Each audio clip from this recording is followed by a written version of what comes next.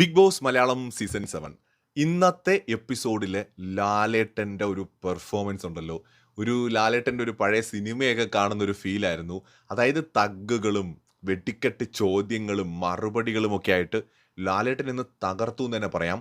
അതായത് എപ്പിസോഡ് ഉടനീളം ശ്രദ്ധിച്ചാൽ മനസ്സിലാവും അനീഷിൻ്റെ ഒരു ഫേക്ക് ഗെയിമിനെ ലാലേട്ടൻ വളരെ കൃത്യമായിട്ട് പോയിന്റ് ഔട്ട് ചെയ്തിട്ടുണ്ട്. ഓരോ കാര്യങ്ങളും ട്രോളോട് ട്രോളായിരുന്നു ഇന്ന് അനീഷിന്.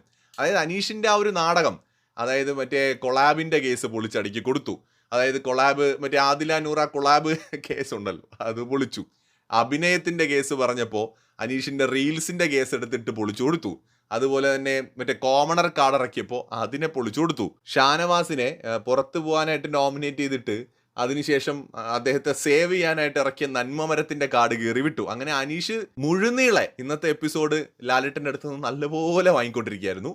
ഇനി ഷാനവാസിന്റെ കാര്യം പറഞ്ഞു കഴിഞ്ഞാൽ പകുതിക്ക് ശേഷം ഷാനവാസ് വധമായിരുന്നു ഇന്നത്തെ എപ്പിസോഡ്. ശരിക്കും ഇതുവരെ ഷാനവാസിനെ കാര്യമായിട്ട് ലാലേട്ടൻ പിടിച്ചിട്ടില്ല. ഷാനവാസ് മറക്കാൻ ആഗ്രഹിക്കുന്ന ഒരു എപ്പിസോഡായിരിക്കും ഇന്ന്. എന്തായാലും ഷാനവാസിനെ എടുത്ത് ഉടുത്തളഞ്ഞു, അമ്മാതിരി തേച്ചൊട്ടിച്ചളഞ്ഞു. അങ്ങനെ ലാലേട്ടൻ ഇന്ന് എല്ലാ വിഷയങ്ങളിലൂടെയും പോയി. ഈ സീസണിലെ ഏറ്റവും സ്ട്രോങ് ആയിട്ടുള്ള ഒരു 3-4 കണ്ടസ്റ്റൻസിൽ 2 പേരാണ് അനീഷും അതുപോലെ ഷാനവാസും. എടുത്ത് ഭിത്തിയിൽ ഒട്ടിച്ച് കളഞ്ഞു 2 പേരെയും. കൂടുതൽ അപ്ഡേറ്റ്സുമായി വീണ്ടും വരാം.